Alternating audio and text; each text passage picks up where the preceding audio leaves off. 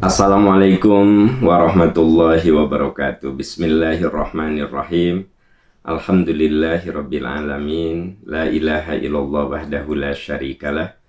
Lahul mulku wa lahul hamdu wa huwa ala kulli syai'in qadir. Asyhadu an la ilaha illallah wa asyhadu anna Muhammadan abduhu wa rasuluh. Allahumma shalli ala Muhammad wa ala ali Muhammad kama shallaita ala Ibrahim wa ala ali Ibrahim fil alamina innaka Hamidum Majid. Alhamdulillah, sahabat percikan iman yang Allah muliakan. Semoga kita semua dalam kasih sayang Allah, dalam pertolongan Allah, dalam lindungan Allah Subhanahu wa taala. Bapak, Ibu, sahabat-sahabat yang Allah muliakan, pagi ini kita akan membahas tafsir Al-Hikmah, ya. Dan surat yang sedang kita bahas adalah surat Al-Balad. Sebelumnya dibahas tentang jalan yang mendaki dan sulit, ya, gitu.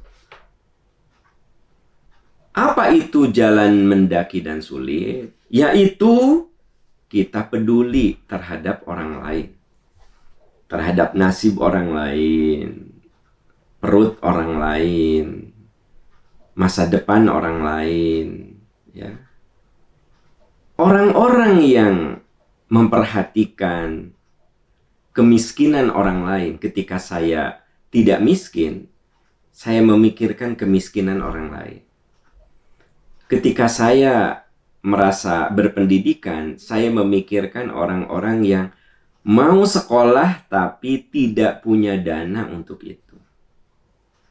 Jadi ketika kita, sahabat percikan iman, oleh Allah diberi karunia, ya, kita bisa nyekolahin anak, kita bisa punya rumah, kita punya penghasilan yang rutin, kita diberi sehat.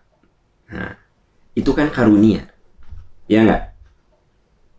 Maka salah satu tantangan menempuh jalan yang nanjak dan sulit adalah bagaimana kita bisa berbagi. Nah, itu ayat yang sudah kita bahas. It'amun fi yaumin dzai masghobah yatiman dza makrobah au miskinan dza matrobah. Itulah yang disebut dengan jalan mendaki dan sukar. Artinya kita harus melawan jiwa pelit kita. Kita harus melawan jiwa takabur kita. Kita lawan. Itu jalan mendaki dan sulit sebenarnya. Alias tidak mudah itu semuanya. Nah, itu yang kita bahas minggu lalu. Sahabat bisa cek lagi YouTube-nya, videonya tentang ayat 10 sampai dengan ayat 16 yang sudah kita bahas. Nah, sekarang ayat berikutnya adalah tsumma kana minal ladzina amanu wa tawassaw bis sabri wa tawassaw bil marhamah ulaika ashabul maimanah. Kemudian ada orang yang masuk dalam kategori orang-orang beriman, saling memberi pesan untuk sabar, saling memberi pesan untuk kasih sayang. Mereka itulah ashabul maimanah. Mereka itulah orang yang masuk dalam golongan kanan. Jadi Al-Quran membagi manusia itu ada golongan kanan, ada golongan kiri. Itu simbolisasi saja. Siapa golongan kanan? Mereka yang menyisihkan waktunya, menyisihkan tenaganya, menyisihkan pikirannya. Untuk apa? Saling memberi pesan dalam sabar. Jadi, saudara-saudaraku tercinta, manusia itu kan makhluk yang seringkali mengalami naik turun moodnya itu kan suka naik turun. Ada saat semangat belajar agama. Ada saat malas, ya. Ada saat seneng nolong orang. Ada saat pelit mau nolong orang. Ada saat semangat tahajud. Ada saat malas. Itulah tabiat asli manusia. Kalau Anda lihat di surat Al-Ma'arij, innal insana khuliqa halu'a, idza massahu syarru jazu'a, wa idza massahul khairu manu'a, illal musallin. Manusia itu diberi tabiat buruk. Jadi manusia itu kan oleh Allah diberi tabiat baik, sifat baik, dorongan baik, fa'alhamaha fujuraha wa taqwaha. Dalam diri kita itu ada dorongan ketakwaan, kebaikan, tapi dalam diri kita juga ada bisikan-bisikan keburukan, gejolak-gejolak keburukan. Salah satunya apa? Keluh kesah. Innal insana khuliqa halu'a. Mengeluh. Ya kan gitu. Nah, begitu dia mendapatkan kenikmatan, lupa diri. Jadi kalau lagi susah ngeluh. Begitu mendapatkan kenikmatan, lupa diri. Itu yang diceritakan di antara sifat buruk manusia. Ada saat kita ini moodnya bagus, ya. Ada orang nyakitin kita, udahlah maafkan. Karena moodnya lagi bagus. Ada orang yang minta tolong, tolonglah. Nah gitu, ya. Ada orang yang menghinakan kita, udahlah, nggak usah dibalas itu penghinaan dengan hinaan. Geswelah, maafkan. Balas aja dengan kebaikan. Nah ada saat begitu, ya, jiwa kita ini. Tapi innal insana khuliqa halu'a. Manusia itu juga ada jiwa-jiwa gejolak-gejolak yang buruk. Nah makanya di surat yang sedang kita bahas, surat Al-Balad ayat 17-18, tsumma kana minal ladzina amanu. Kemudian ada juga di antara orang-orang beriman, wa tawasaw bis sabr. Mereka saling berwasiat dalam kesabaran. Wa tawasaw bil marhamah, dan saling berwasiat untuk membangun kasih sayang. Ulaika ashabul maimanah, maka mereka itulah golongan kanan. Saudara-saudaraku yang Allah muliakan, sahabat percikan iman yang Allah muliakan. Di sini ada kata yang disebut dengan saling menguatkan, saling memberi pesan untuk bersabar. Ada ilmu yang akan pernah tamat dalam hidup kita ini, yaitu ilmu sabar. Kita dalam berumah tangga aja, ilmu sabar itu dari mulai akad nikah sampai nanti yang memisahkan kita dengan pasangan hidup itu kematian. Kita belajar sabar terus.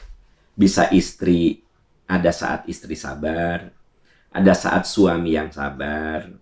Apalagi kalau kita dititipi anak, kita ada saat kita ini kudu belajar menjadi ayah yang sabar, menjadi ibu yang sabar, ya. Nah, nanti kita dengan perjalanan waktu boleh jadi punya mantu, punya cucu. Bagaimana menjadi mertua yang sabar, menjadi kakek nenek yang sabar.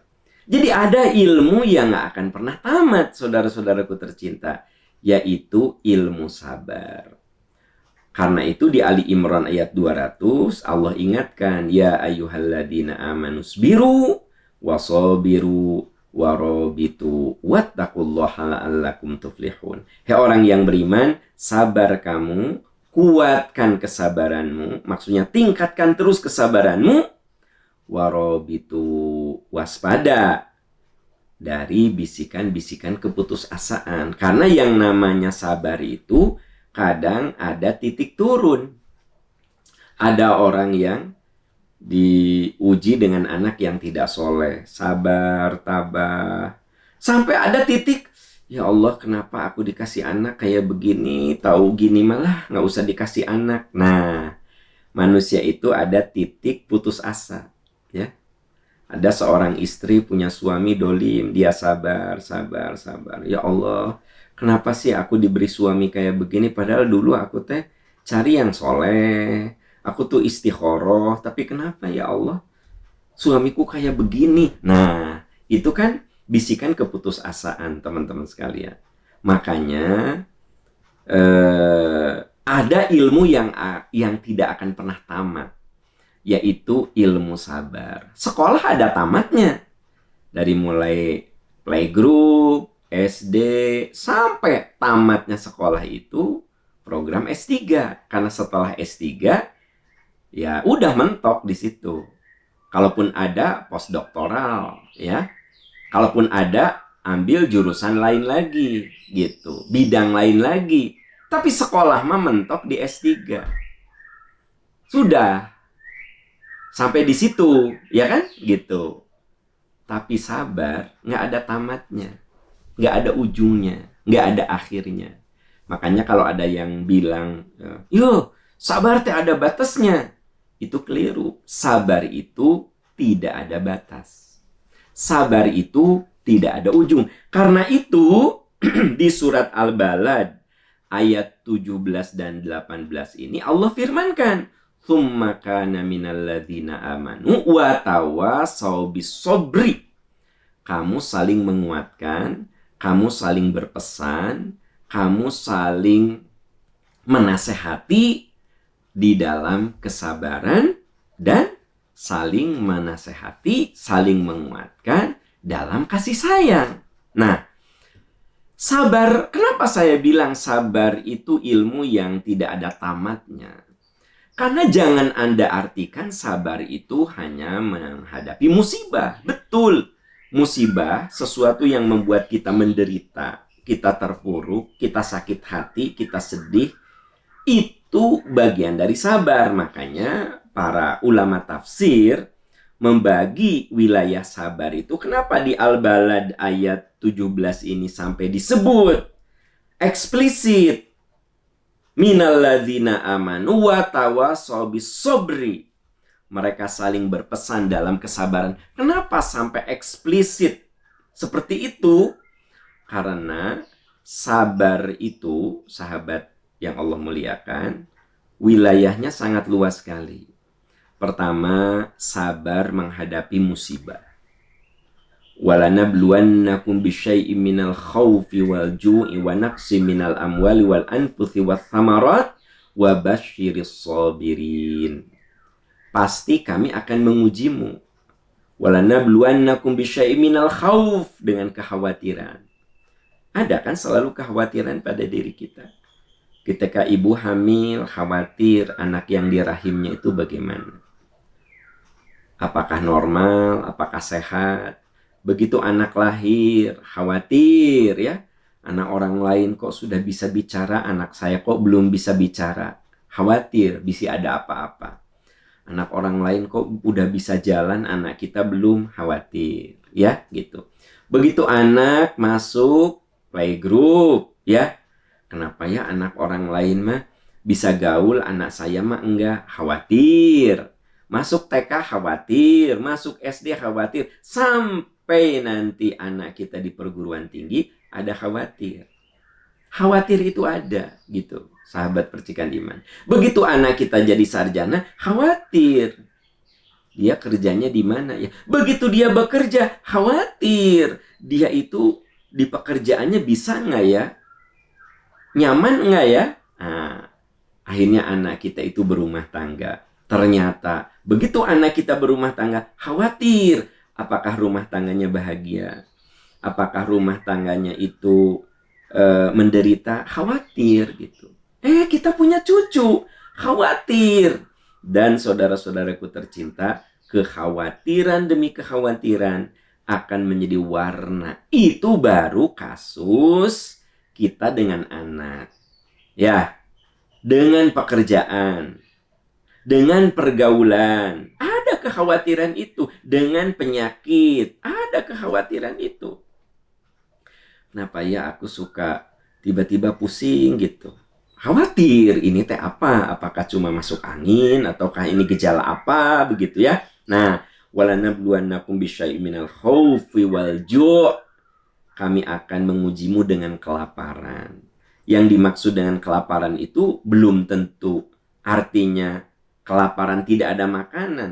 Anda, saudara-saudaraku tercinta, kata dokter itu, Bu, nggak boleh ini dulu, jangan ini dulu, jangan ini dulu, ya. Jangan makan daging dulu ya, Bu, ya. Jangan ini. Anda diuji dengan kelaparan. Di meja makan berlimpah makanan, tapi hanya beberapa saja yang boleh Anda makan. Diuji dengan kelaparan. Itu juga kelaparan, ya. Orang lain pada makan itu ini, Anda cuma makan sayur saja, Anda cuma makan buah saja, kan diuji dengan kelaparan. Wa naqsim minal amwal, diuji dengan kekurangan harta. Antara penghasilan dan pengeluaran itu tidak sebanding. Diuji dengan pengeluaran. Tiap bulan memeras otak bagaimana uang itu bisa cukup. Wa naqsim wal anfus, kita akan diuji dengan tidak adanya orang-orang yang kita sayangi. Anda sayang sama anak, dipanggil lebih dulu. Anda sayang sama istri, dipanggil lebih dulu. Anda sayang sama suami, dipanggil lebih dulu. Wal anfus, diuji dengan jiwa. Wabasyiris sabirin, berilah kabar gembira orang-orang yang sabar. Yaitu alladzina idza asobathum musibah qalu inna lillahi wa inna ilaihi rajiun.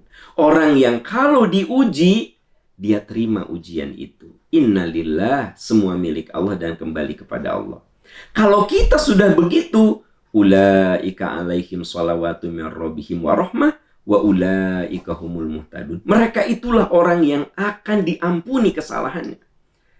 Jadi sahabat percikan iman, penderitaan itu kalau kita terima dengan lapang hati, itu akan mengikis dosa-dosa kita. Kita diberi sakit, terima dengan sabar, mengikis dosa. Kita diuji dengan anak yang tidak soleh, kita sabar, itu mengikis dosa. Ulaika alaihim sholawatu mir rabbihim, bagi mereka itu ampunan dari Tuhannya. Ini dijelaskan di Al-Baqarah 155 sampai dengan 157. Nah, ini yang disebut sabar menghadapi ujian. Yang kedua, sabar menghadapi hawa nafsu kita. Kita kan lagi bahas surat Al-Balad ayat 17 sampai habis, ya, gitu. Nah, di sini diceritakan bahwa ashabul maimanah, ahli surga itu, golongan kanan yang merupakan simbolisasi dari ahli surga, mereka yang menjalani hidup dengan sabar. Saling menguatkan dalam sabar. Satu, sabar menghadapi musibah. Dua, sabar menghadapi gejolak nafsu. Ya, dalam diri kita itu selalu ada kompetisi, selalu ada pertempuran, selalu ada persaingan. Wa amma man khofa maqama rabbih wa nahan nafsa 'anil hawa fa innal jannata hiyal ma'wa. Adapun orang-orang yang menahan nafsunya, wa nahan nafsa 'anil hawa, fa innal jannata hiyal ma'wa. Surgalah tempat kembalinya. Nah, ini kalau dalam bahasa surat ini namanya itu ashabul maimanah. Siapa? Wa amma man khofa maqama rabbih, orang yang takut kepada Tuhannya, wa nahan nafsa 'anil hawa, dan dia menahan nafsu buruknya, surgalah tempat kembalinya. Tiap hari kita disodorkan pada godaan-godaan. Godaan harta untuk menghalalkan segala cara. Godaan jabatan, ya. Godaan pasangan hidup, godaan anak. Kita ini selalu dihadapkan pada ujian. Wa nahan nafsa 'anil hawa. Kita tahan, kita kendalikan, kita manage hati kita, dorongan buruk kita. Saya sering berulang mengatakan, kenapa kalau saya dan rekan-rekan berbuat baik sama Allah diberi penghargaan? Kenapa? Kenapa kalau kita dermawan sama Allah diberi penghargaan? Karena dalam diri kita ada jiwa pelit. Ya nggak sih? Ketika saya mengajak sahabat-sahabat tercinta untuk ikut dengan amanah wakaf percikan iman, dengan kegiatan-kegiatan nyata, ya, konkret, dan bukan untuk saya, tetapi untuk kebaikan umat. Nah, ada saat Anda itu pengen gitu loh, tapi hawa nafsu menahan.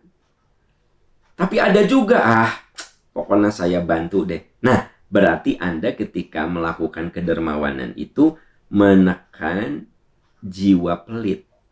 Ketika kita memaafkan, berarti kita kudu menekan jiwa dendam dan marah. Ketika kita membalas keburukan orang lain dengan kebaikan, berarti kita kudu meredam ya jiwa balasan kita. Biasanya manusia tuh ingin balas buruk dengan buruk gitu loh. Itu sifat manusia. Ya. Manusia itu aslinya begitu. Kalau orang berbuat buruk, sok aku juga bisa melakukan itu. Nah, tapi kita tidak lakukan itu. Kita lawan keburukan itu dengan kebaikan. Maka itu yang disebut dengan sabar menahan nafsu. Jadi, kenapa Allah menyebut bahwa Ashabul Maimanah, golongan kanan, golongan ahli surga itu adalah pertama yang Allah sebut, dia punya iman, dan dengan iman itu dia melewati hidup dengan kesabaran. Watawassaw bis-sabri, ya. Nah, karena ada sabar menghadapi musibah, ada sabar menghadapi nafsu kita. Nah, yang ketiga, sabar menghadapi berbagai karakter orang. Bapak, Ibu, sahabat, coba Anda perhatikan dalam hidup. Kan tabiat orang beda-beda ya. Ada yang banyak ngomong, banyak kritik. Tapi dia kalau dikasih amanah, nggak bisa melaksanakan amanah. Tapi kalau udah ngeritik, dahsyat itu kritikannya. Pedas, ya kan? Begitu dikasih amanah, dia lalai. Jadi ada orang yang tipenya itu senangnya ngeritik gitu loh. Tapi dia tidak pernah melihat sisi baik orang lain. Sepertinya orang lain mah jelek semuanya. Yang baik mah cuma dia, Ada tipe kayak begitu. Kita kudu sabar ngadepin orang. Ada tipe orang yang cuek gitu kan. Biarin. Pokoknya anak-anak kelakuannya mau kayak apa, mau berprestasi, tidak berprestasi, mau gaulnya jelek, diam aja. Terserah, pokoknya cuek banget. Sepertinya nggak ada tanggung jawab. Gitu. Jadi ada suami yang nggak pedulilah anak kayak apapun. Tapi istri yang, berjuang abis-abisan. Ngadepin dan menyelesaikan anak.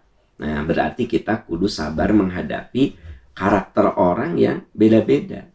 Makanya Luqman memberi nasihat kepada anaknya, wasbir alama asobak. Kamu sabar menghadapi apa yang menimpa dirimu dan menghadapi karakter orang yang beda-beda. Begitu. Makanya saya pernah sampaikan di sini, jangan pernah semangat kita jatuh hanya karena segelintir orang yang tidak suka dengan kita. Sebab kita tidak akan pernah besar. Ya. Karena orang yang mengeritik, yang menghinakan, yang menistakan, yang mencibir, itu selalu ada. Selalu ada, catat itu. Nah, makanya kita tidak perlu dengar orang-orang yang tabiatnya buruk gitu. Kenapa? Orang kayak itu, dia nggak akan besar. Jadi orang yang kerjaannya ngeritik, bari dia juga tidak punya aksi gitu. Maka orang seperti itu nggak akan pernah besar. Dan tidak akan pernah ada di depan kita. Dia selalu ada di belakang kita. Karena itu, kita harus bersabar menghadapi karakter orang yang tabiatnya buruk. Karakter orang yang tabiatnya mengesalkan kita. Karakter orang yang justru kalau kita dengar, kalau kita ikutin, itu bisa membuat kita jadi kerdil, jadi kecil gitu loh. Ya, emang kamu bisa gitu? Susah itu. Nah, orang kayak gitu kan mengkerdilkan. Ya, mengkerdilkan. Emang bisa gitu? Susah itu. Wah, biayanya besar banget. Itu gimana tuh? Nah, gitu. Ya. Saya masih ingat ketika awal-awal perencanaan, waktu membangun Masjid Peradaban, ada yang, lah, jangan jauh-jauh atuh bikin masjid, masahan udah datang atuh. Nah, gitu. Ya. So, hari kamu jauh-jauh atuh bikin masjid. Di kota bikin masjid mah. Ini mah malah di pinggiran. Siapa yang datang? Kalau saya dengar orang itu, maka Masjid Peradaban nggak akan jadi. Saya nggak dengar orang kayak begitu. Dia hanya mengkerdilkan kita dan melemahkan semangat kita, membuat kita kecil. Saya nggak dengar. Jalanin saja. Jalan setapak berubah sekarang menjadi jalan yang bisa dilewati mobil. Ya, lahan yang tadinya konturnya nggak jelas, sekarang jadi jelas. Bisa ratusan mobil ada di situ. Ya. Terus bilang, siapa yang datang? Buktinya tiap MPI masjid 2000 orangan mah penuh, gitu kan? Jadi saya termasuk orang yang nggak suka denger lah gitu celotehan, omongan yang malah mengkerdilkan kita. Sebab saya tahu orang kayak gitu nggak akan besar gitu, nggak akan besar. Dia kecil aja. Kenapa? Wong celotehannya, omongannya hanya mengecilkan. Ya itu sedang mengecilkan dirinya sendiri. Makanya kita jadi orang tua nggak boleh mengecilkan anak. Emang kamu bisa gitu? Emang kamu mampu gitu? Nggak boleh gitu. Kita kasih support, ya. Kita kasih motivasi. Mah, aku mah pengen sekolah ke luar negeri. Ya sok, mama didoakan kamu bisa sekolah ke luar negeri. Itu. Mama, aku pengen sekolah ke luar negeri. Emang kamu bahasa Inggrisnya bagus gitu? Terus ada duit gitu. Nah, ini orang tua yang mengkerdilkan semangat anak. Nah, kita ini harus sabar menghadapi karakter orang. Makanya ciri ashabul maimanah, ciri ahli surga itu adalah mereka yang sabar ngadapin karakter orang yang beda-beda. Ya, yang kadang-kadang menjatuhkan semangat kita, yang kadang-kadang mengkerdilkan jiwa besar kita. Nah, ini kita harus sabar, ya. Harus sabar. Itu ada dimanapun. Di ruangan kerja ada, di rumah tangga ada, ya. Di keluarga besar ada. Orang yang suka mengkerdilkan kita itu selalu ada. Selalu ada. Kenapa? Ya itu mah sudah sunnatullah gitu, ya. Sudah sunnatullah. Nah, ini yang satu, sabar menghadapi musibah, dua, sabar menghadapi hawa nafsu, tiga, sabar menghadapi karakter orang yang kurang bagus, yang keempat, sabar dalam menyampaikan kebenaran. Jadi kita ini dalam menyampaikan kebenaran ya kudu sabar. Karena nanti kalau kita menyampaikan kebenaran, menyampaikan dakwah, seperti yang saya lakukan sekarang atau Bapak Ibu lakukan di kantornya masing-masing, di lingkungannya masing-masing, itu ada tiga. Ada yang menyambut ajakan kita, ada yang menentang, dan ada yang tidak peduli. Itu pasti. Saya tiap pagi duduk di sini. Tiap pagi bertemu dengan sahabat-sahabat semua. Anda termasuk orang yang mensupport. Buktinya mau dengerin. Tapi ada juga, dengerin Aam? Nah, hari kamu nu gitu didengerin, yang kayak gitu didengerin. Omongannya nggak berbobot kayak begitu. Ada yang begitu. Tapi ada juga, tidak peduli. Jadi sebenarnya kita ini harus siap dalam menyampaikan dakwah itu. Ada yang mensupport kita dengan hati yang tulus, ikhlas. Ada yang menghinakan kita, entah kenapa dia membenci kita yang kadang-kadang nggak jelas alasannya gitu, ujug-ujug benci, geles, sebel, ada. Tapi ada juga yang memang nggak peduli gitu, ya. Nah, maka kata Luqmanul Hakim ketika beliau mengajari anaknya tentang kesabaran, kamu dalam hidup itu pasti punya 3 nilai. Ada yang suka sama kamu, ada yang tidak suka sama kamu, ada yang tidak peduli sama kamu. Makanya kita kudu sabar dalam menyampaikan dakwah. Nah, dan yang berikutnya adalah sabar dalam mengamalkan agama. Wasbir li hukmi rabbika, sabarlah kamu dalam mengamalkan ajaran agama. Kan kita dalam mengamalkan agama itu butuh sabar. Contoh sederhana saja. Anda bangun jam 3 kan butuh sabar. Ya nggak? Anda dengerin ceramah sekarang butuh sabar. Saya menyampaikan materi ini butuh sabar. Jadi kita dalam menjalankan agama itu butuh kesabaran. Nah makanya Allah menyebut orang-orang yang bisa melewati tantangan-tantangan itu dikategorikan ulaika ashabul maimanah. Mereka itulah orang yang masuk dalam golongan kanan. Yaitu golongan orang-orang yang akan diselamatkan oleh Allah Subhanahu wa Ta'ala. Akan diberi hisab dengan hisab yang mudah. Kenapa? Karena dia sudah masuk dalam kelompok yang oleh Allah diberi nanti di dalam penghisaban itu hisabai yasiro, akan diberi wa amman utiya kitabahu biyaminihi fasaufa yuhasabu hisabai yasiro. Orang yang diberi kitab dari arah kanan, ini kelompok kanan namanya, ashabul maimanah, maka fasaufa yuhasabu hisabai yasiro. Allah akan menghisab dengan hisab yang mudah. Maksudnya apa? Orang itu sudah punya bekal yang cukup sehingga dihisab apapun, ditanya apapun, diaudit apapun sudah siap gitu. Nah, ternyata ciri orang yang akan dihisab dengan mudah yaitu ashabul maimanah, dia itu iman, dia itu sabar, dan ada lagi watawasau bil marhamah. Mereka saling berpesan dalam kasih sayang. Nah, karena itu saudara-saudaraku tercinta, ya saya tidak akan bosan membuat program-program yang sifatnya menebar kasih sayang. Ada anak-anak kita, bahkan ada yang dari Bengkulu, teman-teman nanti akan saya informasikan ya, yang dari Bengkulu datang ke Bandung, alhamdulillah lolos dari tes, dari psikotes, jadi ada sejumlah tes yang dilewati. Nih ada santri yang insya Allah akan ada dari luar Jawa. Ya tentu saja dari keluarga yang tidak mampu. Biaya pesawat semuanya kita yang handle. Nah itu dalam rangka apa? Kita menebar kasih sayang. Ya, orang tuanya tidak mampu menyekolahkan sejauh itu. Kita kasih beasiswa di sini. Dari mana itu uang beasiswa? Dari titipan teman-teman semuanya. Kenapa saya ajak? Mari kita tebar kasih sayang. Gitu. Kalau kita bisa membiayai anak sekolah di tempat yang mahal, ya gitu.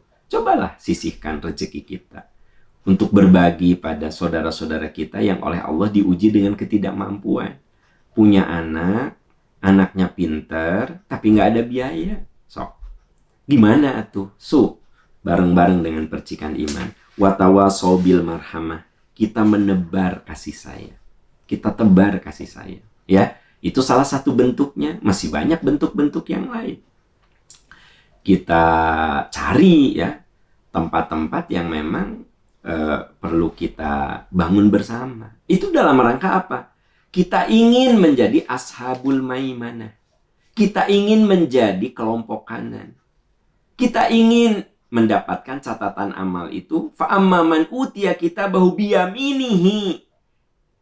Dari kanan, dari golongan kanan. Fasaufa yuhasabu hisabai yasiro. Akan dihisab dengan penghisaban yang baik. Wa yanqalibu ila ahlihi masruro. Dan kita ingin berkumpul dengan keluarga kita, dengan teman kita di surga itu dengan bahagia. Makanya ini unik. Kenapa menggunakan kata-kata saling menasehati. Dalam iman, dalam sabar, dalam kasih sayang. 3, teman-teman. Iman, sabar, kasih sayang. Dan itu menggunakan kata-kata watawasau. Tawasau itu saling, gitu ya. Saling.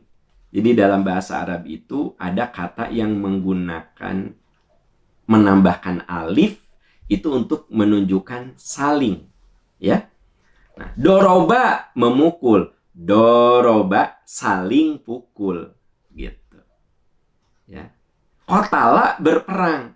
Qatala saling berperang pakai alif. Ya. Di sini menggunakan watawasau, saling. Nah, berarti saya, Anda, dan Anda juga dengan orang lain saling mengingatkan dan menguatkan iman, saling menguatkan kesabaran, saling mengajak untuk menebar kasih sayang. Karena hal yang paling menonjol dari ajaran Islam adalah kasih sayang. Fabima rahmatin minallahi lintalahum. Karena rahmat Allah, kamu lembut, kamu penuh kasih sayang sama orang lain. Makanya karakter yang harus nempel pada diri kita itu, kita punya kasih sayang. Bahkan Allah memberikan penghargaan, kita perlu kasih sayang bahkan kepada binatang. Kalau ada binatang yang memang kelaparan, ya kita kasih makan. Ya. Kalau ada binatang yang kehausan, ya kita kasih minum. Apakah kita tidak dapat pahala? Pasti berpahala. Ketika kita punya tanaman, lalu tanaman itu kita siram, ya, itu kita sudah bersedekah. Karena kita berbagi, menebar kasih sayang. Ketika kita dengar teman kita ini sakit, tanpa dia minta, kita doakan, kita menebar kasih sayang.